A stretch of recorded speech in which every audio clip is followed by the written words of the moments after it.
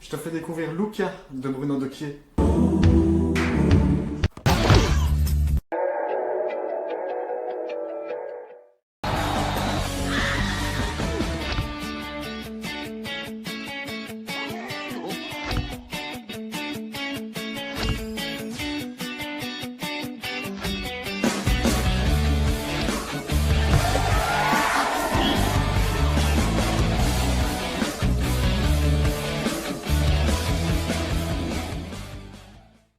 Dans un premier temps, je te parlerai de l'auteur, Bruno Dequier. Ensuite, je te donnerai mon avis sur le tome 1, tout simplement parce que je n'ai lu que celui-là. Je ferai une reproduction de la couverture et enfin, je te proposerai un défi créatif. Ne bouge pas.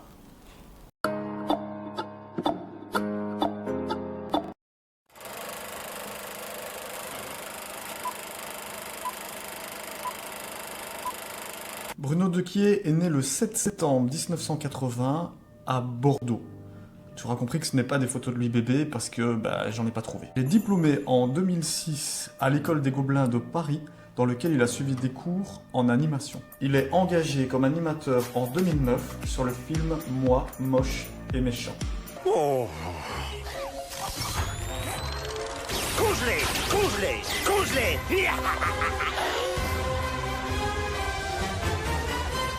Il devient ensuite chef animateur sur le film Un monstre à Paris.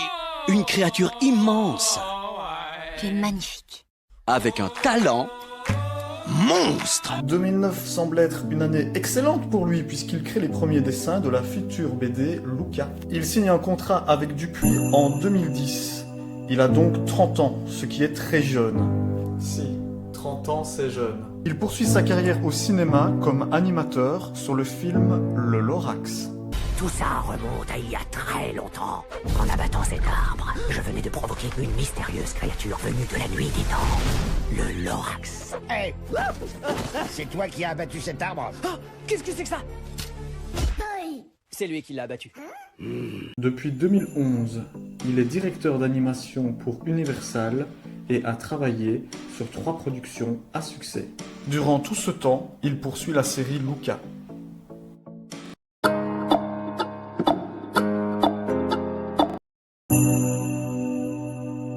Luca est un loser qui rencontre par hasard Nathan, un fantôme.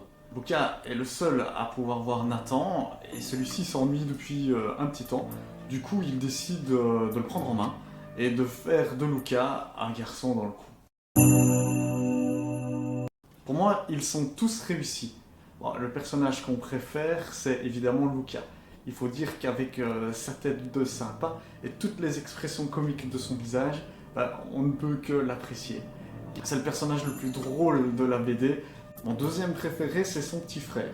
Il n'a pas un grand rôle dans ce tome-ci, mais il y a une séquence avec lui et Luca qui est assez émouvante. J'en ai même eu les larmes aux yeux. Donc pour ça, chapeau à l'auteur. Le personnage le plus intriguant, le plus mystérieux, c'est bien évidemment Nathan, le fantôme. Il ne sait rien sur sa propre mort. Dans ce tome-ci, il ne nous dit rien non plus sur l'année dans laquelle il a vécu. Voyant sa coupe de cheveux, je pencherais pour fin des années 80, début des années 90. Nathan est aussi très comique à sa manière. Un comique de Playboy, quoi. J'ai décidé d'acheter cette bande dessinée car le dessin de la couverture m'avait fortement attiré dans la librairie. Pourtant, comme tu le sais, les personnages avec un gros pif, c'est pas du tout ma came. J'ai vraiment trouvé le dessin moderne et frais. Les expressions des personnages rendent vraiment une dimension comique au récit. Cette fille, par exemple, m'a fait beaucoup rire. Et on ne la voit qu'à ce moment-là. Cependant, je n'adhère pas du tout au style too much qu'on voit parfois dans les mangas. Comme ça. Ça n'apporte rien, on peut s'en passer. Une des bonnes trouvailles sont tous les plans que Luca se fait dans sa tête quand il doit prendre une décision. Au sein d'une planche, il y a vraiment toute une variété de plans, ce qui rend un dynamisme à la lecture. On sent vraiment que l'auteur a un pied dans le monde du cinéma.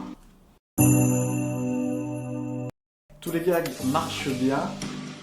C'est une comédie, mais une comédie d'aventure avec du suspense. J'avais un petit peu peur que l'histoire soit trop axée sur le football, mais finalement ce n'est qu'un prétexte pour faire avancer l'histoire et s'attacher aux personnages. Si Luca était américain, au lieu de s'intéresser au football, il ferait probablement du baseball. J'ai beaucoup aimé qu'à la fin du tome 1, on n'ait aucune réponse. C'est vraiment la mise en place. J'ai vraiment hâte de connaître la suite, surtout pour savoir un peu plus sur Nathan. Qui est ce fameux fantôme? A-t-il été assassiné? Pourquoi est-il mort? Y a-t-il un lien entre Luca et lui? Un lien familial ou une explication par rapport à sa mort? Peut-être que la famille de Luca est responsable du décès de Nathan et c'est pour ça qu'il serait le seul à le voir. Il peut y avoir tellement de développements possibles que cette série est intrigante. Il n'y a pas que du mystère, il y en a vraiment pour tous les publics. Il y a également une romance en fil rouge. Et maintenant, je reproduis la couverture.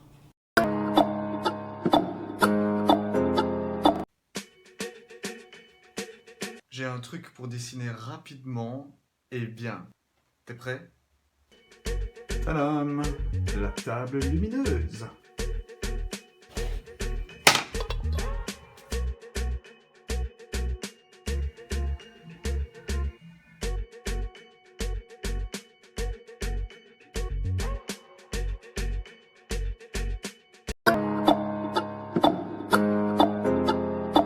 Deux moments ne sont pas développés dans la BD. Quand Luca doit ranger sa chambre et quand il essaye de changer de look. Je te propose d'imaginer ces scènes avec une planche de BD.